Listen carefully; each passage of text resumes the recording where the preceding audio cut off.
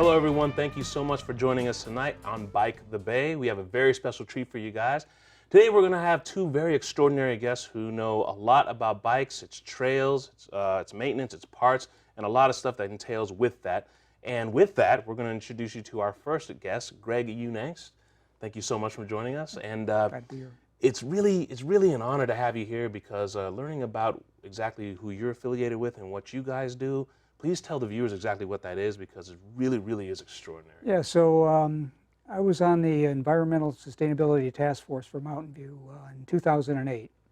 And that was studying about how we're going to achieve reducing our carbon emissions over the next 30 years or so. And in that task force, I found out that over half of the carbon emitted in the city of Mountain View, and in the whole region for that matter, comes from vehicles, basically, transportation. And so if there's any hope of ever achieving our objectives for reducing carbon emissions, we've got to get people out of cars and somehow have them get to where they need to go some other way. And one of the best ways to do it is a bicycle. So when I retired in 2011, I looked around and I said, okay, oh, there's this thing called the Bike Pedestrian Advisory Committee for the city. And it basically advises the city council on bike infrastructure and bike policies and pedestrian policies and so forth, biking and walking. So I saw that as an opportunity to basically improve our chances of reducing the carbon in the atmosphere. But also there's a health aspect to this of just getting people out from behind their computers and off their couches and so forth and get them out and moving. Yeah. So the Bike Pedestrian Advisory Committee helps facilitate that by basically working on the policies and the city codes and the infrastructure that helps support all that. That's amazing. Yeah, that's great. And Bike Pedestrian Advisory Committee, or BPAC. BPAC. BPAC, Right. yeah, Right. that's what it's called. And so with all the benefits that it's supposed to entail and for everybody involved, exactly how did you or when did you start? And basically, what exactly are you guys trying to accomplish besides those lofty goals, which are very important, but specifically? Exactly. Yeah, so I've been biking, and basically I've been, I should say, trying to stay physically fit all through my life. Mm-hmm. I was an athlete in high school and college, competed intercollegiately and so forth. And then when you work, of course, it gets a lot more difficult to stay in shape. And you have to work at working out. Right. So one of the ways I actually started to do that was to use a bicycle. And it's a great workout, and it's a good way to get from point A to point B. The problem we have around here, though, is that the infrastructure in this region was set up in the 50s and 60s, and it's designed for cars. So now we're in a position where now people, in fact, this has changed over the course of the last 5 years or so that I've been involved in the BPAC, is that city councils and city staffs are now becoming aware that bikes and pedestrians are not entities that get in the way of the cars. They're actually part of the transportation system. That's correct. And the more people we can get out of cars and into bicycles, the better off everybody's going to be, particularly the people that are getting on the bicycles. Mm-hmm. Right. So that's what the BPACs are trying to do, is to work with the city councils and work with the city staffs to try and improve the environment for biking and the environment for walking. So it's a struggle to do that because the structure that's set up now is primarily focused on cars, right. Car-centric, as they say. Mm-hmm.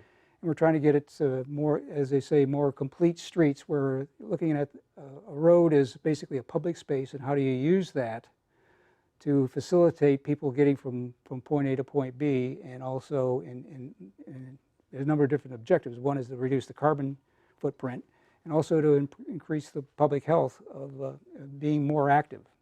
That's amazing, man. And so with BPAC, all the stuff that they're trying to do, not just for the individual themselves, but also for the city, and right. going that. And so I'm taking a look at this map I got here, Santa Clara Valley Bikeways maps. It really is pretty incredible, and it's what we have here displayed. And you said something really interesting about with the bike trails. Now, a lot of people know about the Bay Trail, about 300 miles or so yeah. trail all through the Bay. Right. But there are certain spots that that seem to be like stop. Like I don't want to Yeah. say dead end, but like it's over. You know, you go through. And Yeah. So that's one of the that's the problem we're working on. It's just Okay. that is trying to connect and fill in the gaps, cross barriers that are there. For example, we're right next to San Antonio Road, and that's a major obstacle to getting across it because some of the intersections are very narrow. They have right turn lanes, left turn lanes, through lanes, and so forth. There's not enough space for bike paths, bike lanes.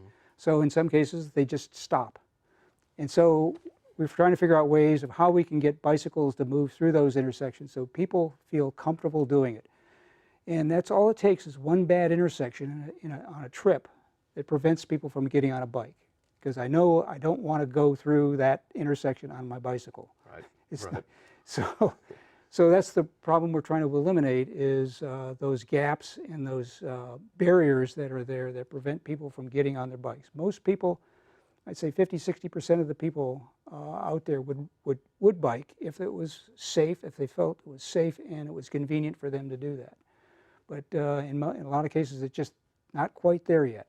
Right. So we're working on it. Okay. It takes time. It takes time, and it takes money, and it takes a lot of patience. So we're getting there, little by little by little.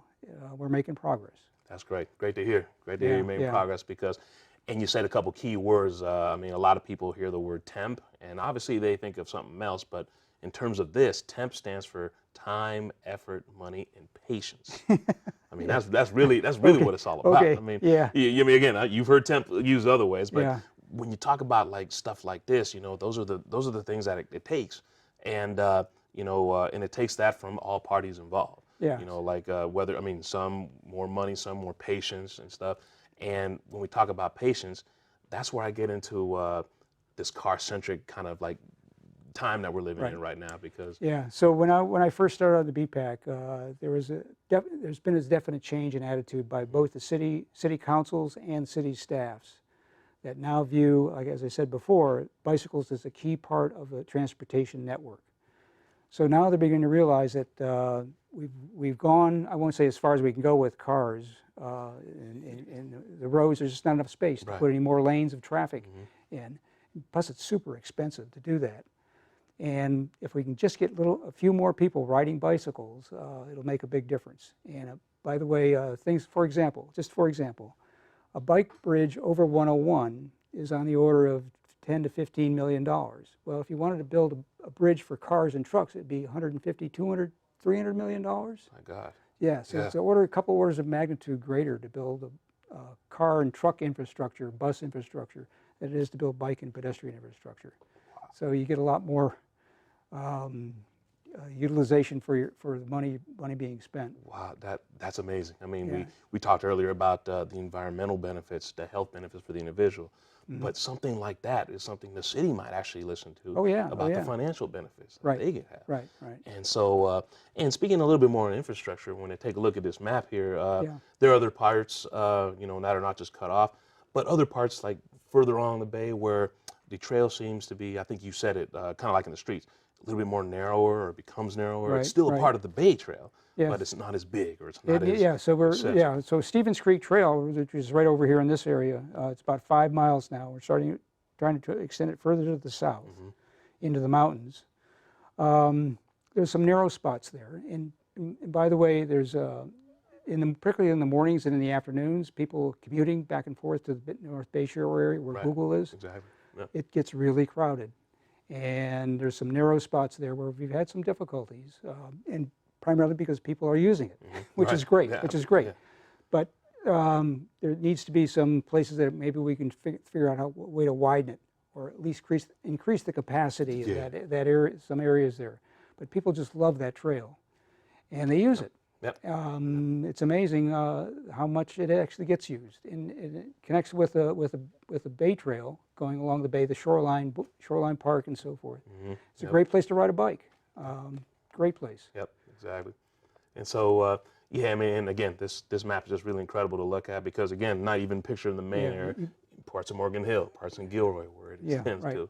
And you can see the green lines are the bike and pedestrian pathways that are separate from cars. So you can actually ride from Mountain View down to 49er Stadium or Great America without crossing a street. That's amazing. Yeah. Yeah, yeah. And those are the types of things that people like to do in the summertime and Mm-hmm. everything like that, but they don't like to deal with the traffic. They don't Right, like to deal right. with all that. So for people to hear that I could still go to my desired place, like you said, a Niner game, Great America, the Shoreline Amphitheater, which Oh, is yeah. right around Yeah. Menlo Park. I mean, it really, really is amazing.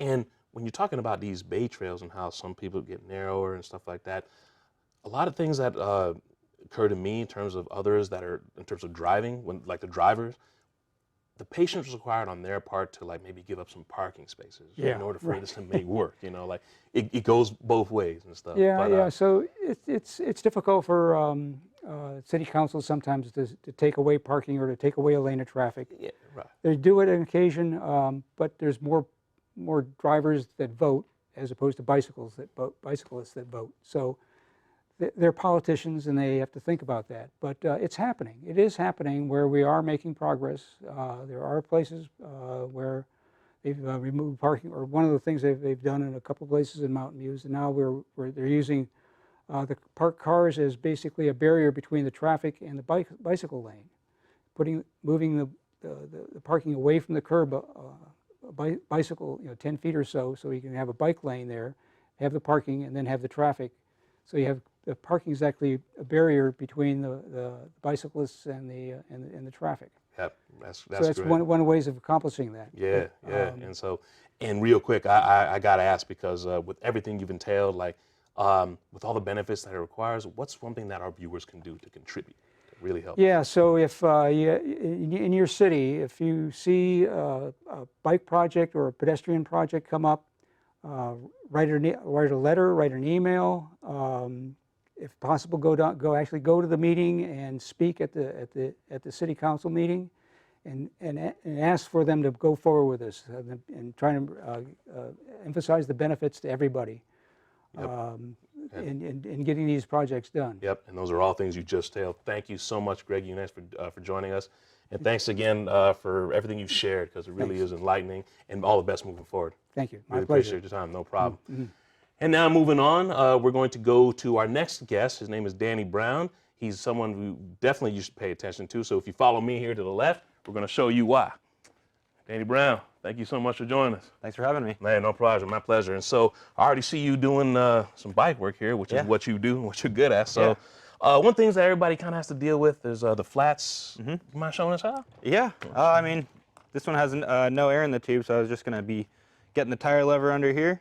You just want to kind of spin it around the rim, just all the way around until you see that thing pop right off. You don't actually have to take the whole tire off to take your inner tube out. Oh, okay. All you really got to do is just kind of pull it to the side, pinch a little bit of the inner tube there. Let's see if I can grab that there.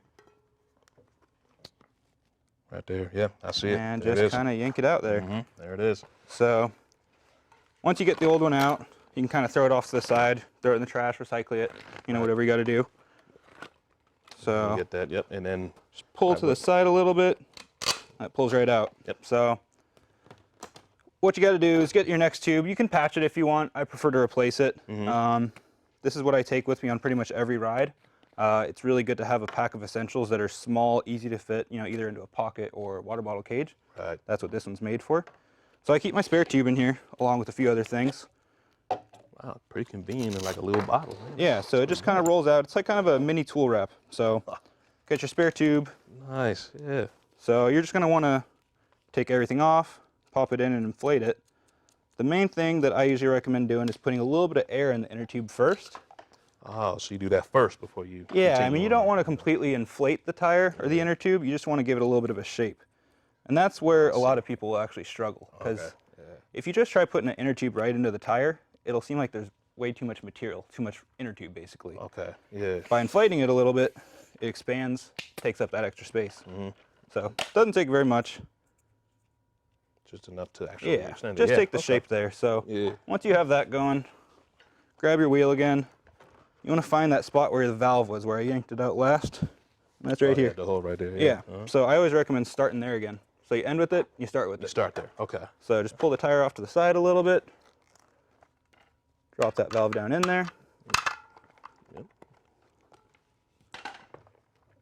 And we're just going to kind of get that edge of the tire up over the top. And through there, you know? Yeah. There you go. And then kind of just seat it all the way around. Sorry, getting a little low. Oh, here. yeah, no problem. Pop that in there. And just kind of feed it in all the way around. I see what you mean. So you inflate it just a little bit, and then you Yeah. just stick it right in there. Yeah. If you don't put that in there, it makes it a lot easier to kind of pinch the inner tube. Right. That shape basically just makes it so that it stays out of your way. Right. So- Yeah, exactly. And so once you get it in there, it's just a matter of it's easier. Exactly. The whole rest of the tire. That's amazing, man. Let me get this up here where you can see it actually. Yep. And the important thing is this is stuff that we can do. Anyone Yeah. with a bike can. Yeah, I mean, all you flex really it. need to fix your tire is a pump and a tire lever. Right. So, I mean, I got the tire lever right here. Keep that with me pretty much all the time. Yeah. I think I had a second one over there. Right. Exactly. Right here, and then you kind of just crowbarred it in there. you know, Exactly. like, It's yeah. something it's basically just a little plastic crowbar. So, Yeah. Right. gives you exactly. the leverage you need. Yep. All right, just about finish done here. that Sorry up. for the wait. No, not at all. No, this is great. Okay. Hey, no boy said. Get everything tucked in. And then it's basically just about getting your tire back on there. Yep. And So, I'm going to start off again. Start the valve. right. It's always easiest to start the valve there. We're just going to roll it around. Fold it. Yep. Kind of fold it. Kind of start at the top and work your way around, you know? Mhm. Make sure you're not tucking over top of the actual inner tube. Oh yeah. And then just fold it into right back into those sides. Yep. Just like you're right. It just pops right into where you need it. And then the top right here. Yeah, I'll get that guy. Cool. That's pretty cool. Just get this actually popped in. The hardest part's always the last part. If you can Right. do it all by hand, it's best to do it by hand because you can prevent getting an actual pinch flat. Yeah. Right. But exactly. if you have to use a tire lever, grab the tire lever. Yeah. Right. Because didn't need any like special gloves or anything. Exactly. Just the boy said yeah. All right. Pretty cool. And it looks like it's a little tight on this one. So what I'm going to do, grab that tire lever. Previously, get under there and pry it off. Mhm. Now we're going to use this to pop it back on. See that? Yep. Just there, right there. We should get one more. Might do that. Right there. That should give us enough just to yank it on. There we go. Perfect. All right. Nice. So from there, just pump it up. I'm not going to completely inflate it here, just kind of give you the general idea. All right. Depends on what tire right you're through on. there. If you have like a mountain bike or a road bike, it'll give you different PSI ranges. Right. On a road bike, you're typically going to be looking at like 80 to 100 PSI. And you want to check your tire pressure like every 2 weeks. Yeah. Exactly. That's something that not a lot of people realize. You kind of start to get on the lower side, and it's going to take a lot of effort to keep you going. Just to keep you going. Yeah. So Okay. on here, basically, I'm not going to get it all the way up there, but you want to get up to about 80, 100 PSI. Mhm. Yep. Pop that guy off, and it'll just pop right back on. Cool. And I was gonna say, just putting the tire back on itself. Is there like a way to spin it, or should you do Yeah. a quick one, or is, So the quick release is a little bit different. The older bikes used to actually use an axle nut. This one, you just kind of get it till it's tight enough. So instead of tightening it until it's all the way, stopped moving, yeah, you just go until it's snug. So this has a little bit of leverage, stops right in there. it's So good to go. Yeah. once you do that, just make sure everything's tight with your brakes. Activate it again. Wheel is spinning, no rubbing. You're good to go. Good to go. So All yeah, right. I mean that's what you want to do if you get an average flat tire. It's good to have all those standard essentials. You kind of saw what I had with me. So I actually usually keep this smaller pump with me on the bike. Right. This can actually be mounted where you normally keep a water bottle cage. Okay. Cool. So say you have a water bottle there, this will be mounted off to the side. I was about so to say, yeah. you got when that's- both. Yeah. Ask more about the bare essentials to have with you. Exactly. I won't say what is. Yeah. And So, that includes the water and the rest. Besides the tools to fix a flat, I'll also keep an actual lock with me. Yeah, and that's what is that called? So this is a folding U-lock. Folding U-lock. Okay. So a lot of Never heard people of are that. used to your average U-lock, the big kind of D-lock shape. This one basically drops down to be the same size, but it's a smaller package.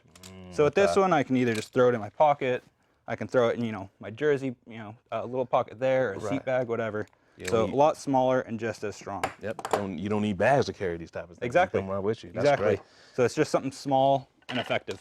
Man, that's great, man. And with everything you said, before we get any further, how about you yourself? You know, what type of biker were you? How'd you get into this? Yeah. And yeah, tell us a little about that. Well, I started with BMX biking. BMX, Which right. BMX, if you don't know, it stands for bicycle motocross. Stemmed from motocross riding, and they just took it to the smaller wheels. Right. So BMX racing was a big thing as I was growing up. Eventually, I got into mountain biking. Kind of stemmed into mountain bike racing. Wanted to start commuting, so I got myself a road bike.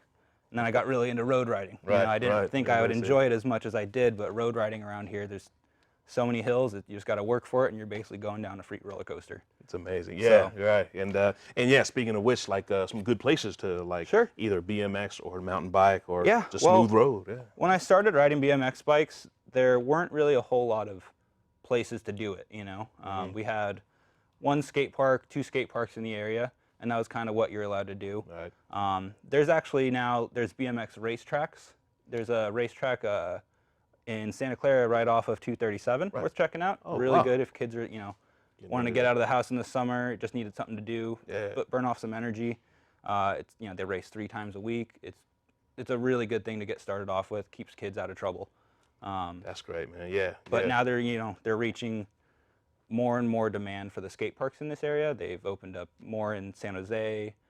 There's some in Menlo Park, Mountain View, Sunnyvale, Around everywhere this, really. Yeah, around So, this area. Yeah. almost every city in the Bay Area at this point is starting to have 1 or 2 skate parks. So it keeps kids out of trouble. That's a big thing. Okay. Yeah. Right. And yeah, nowadays, what's it called? We've kind of lost, especially with our previous guest talking about the car-centric stuff, kind of losing, that part, like get out there and ride a bike. and Exactly. find out which type you like and continue with it. And yeah, speaking of that, like, I took a look at the tires you did. For mountain bikes and for simple commuting bikes, what different type of tires are? Sure. Yeah, are this is going to be a street tire. It's, this is more of a efficiency focused for the pavement. If you're going to be taking, this on a road ride, you want to go, say, up Page Mill all the way up to Skyline, or you just Right. anywhere where you need the most efficiency for, what you're putting into the bike, that's where you want that slicker, smoother tire. This would be great for anything out on the pavement in the Baylands or just your regular commute to work. Okay. If you're going to be going out to, say, Arrastradero, Pearson Arrastradero, or riding more of the gravel that they have out in the Baylands, that's when you could do something this size wheel, but you would want something a little Like more traction. more traction. Right. So they have gravel bikes. You can do mountain bikes. Any of that stuff will really give you the traction and control you need, but it just depends on what you're going to be doing. Right, exactly. Biking is very purpose-driven. Okay. If you know what your purpose, as far as what you're going to be using the bike for is, it'll be a lot easier to make your decision with your purchase. With what you're purchasing, yeah. And speaking of purchasing, that's one thing I really want to ask you. Yeah. The difference between buying a bike at a department store Sure. and at an actual bike shop, which is where you work. Sure. You see the ads all the time, like especially me growing up, it was all about the Huffy bikes, Yeah. like no matter what. But yeah, you are from a bike shop and you see the department store ones. Talk about the difference between that. Yeah, so you can go to any department store and pick up something just to get you going. Right. The product you get is not going to be built by professional mechanics typically. It's just by your standard store clerk. Right. And the service you get afterwards won't be the same as what you get from a bike shop. It's very similar with what online purchasing. You can find a great deal Yeah. sometimes there, but if you don't actually have the people to go in and help you and take care of the bike, then you're kind of on your own, and that's where you lose out essentially. And that's where you lose out on exactly what you were showing us. and Exactly. Type of stuff like that. Yeah. And talking more about the times, I guess you could say, then there's e-bikes. Yeah. The whole nother section. huge now. It's huge. It's E-bikes everywhere. are the next big thing. Yeah. So They've what are- been kind of taking over the commuter, side of cycling. I would say half the people I see riding to work now are on some sort of electric assist bike. So Wow. Okay. So, they're going towards, making them allowed everywhere because they're getting rid of the throttle and they're pedal assist. So you pedal and it'll amplify your power. right. Okay. Now they're doing that for mountain biking, everything. really. For all those other different types of biking you told us about. They're just basically adding motors on, adding Wow. batteries, and it makes it so you don't have to try as hard. Okay, Mean, you can go just as hard and go faster, or you can take it easy. Okay. Cool. Because I think you just answered what I was going to ask, which is like the e-bikes, which are everywhere. Who are they for and why? And you kind of just delved Yeah. into them. I said, It seems like it would be, for a specific niche group, like who needs an e-bike? Right. Really, it's anyone who wants to be able to go a little faster. You get on the bike, you put in the same amount of energy you normally would, get your same workout, you just get 28 miles an hour out of the bike. Right. So Yeah. it's something that anyone should try, see how you like it. Nothing wrong with riding a regular bike, but if you want that extra assist, just to get you where you need to go a little faster, maybe not have to be all sweaty when you get to work, that's really the main benefit of it. Commuters or anyone who just wants to get to their location faster. Right. Right. So. Okay. That's cool. And then actually growing up, I talked about like, I mean, not everybody's into brand names, but like, again, I was all about the Huffy growing up. And right now, are there certain brands that are, that kind of stick out more, or is it all about the bike itself and the tires?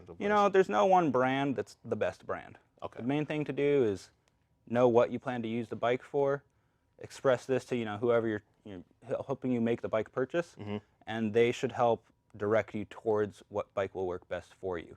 Whether that be, something for your price point, for your, needs as where you're going, or if you just want a cool color, they'll help you out there too. Yeah, right. But, exactly. Yeah. Okay, that's great. And you talked a lot about, and so did our previous guests, about like kind of the times we're in. Like the bikes that are available out there, the types that are still going on, and for different purposes. Yeah. So I think one thing I'd really like to ask you is, like, what would be like the main message for our viewers Sure. in terms of about like just the benefits of everything you've showed us and everything you've told us? Yeah. Like, what's about keeping about not only the right bikes but maintaining it. Like, Yeah. what would be the message? I mean, the main thing that a lot of people need to know is the more you take care of your bike, the more your bike will take care of you. So keep, check your tire pressure, lube your chain. If you hear some funny sounds, bring it into a mechanic, they'll take a look at it. But the more you let it go, the more it's going to cost you, and the less you'll be able to ride your bike. Right, exactly. Ultimately. But yeah, it's kind of like a lot of other things, like you just like it goes both ways. Like I mean, you have these essentials that's with you. You take it to a particular bike shop and everything. That's how it works, and that's how you can maintain. So, I mean, it really is great. Thank you so much for all of this. I mean, just looking at this in terms of what it takes to maintain it and to just keep that relationship going, both ways. So, and I got to tell you, I grew up with the bike shops and all that stuff. So, Danny Brown, thank you so much. It means a lot to have you here. Of course. Thanks for having me. I'm glad to be my here. pleasure. Anytime. And thank you very much for joining us at Bike the Bay. For more information, you can visit valleytransportationauthority.org. You can also visit the Mountain View City website for more information on that, BPAC, and all local bike shops. So again, till then, take care and ride. Oh yeah. I just realized I was I know.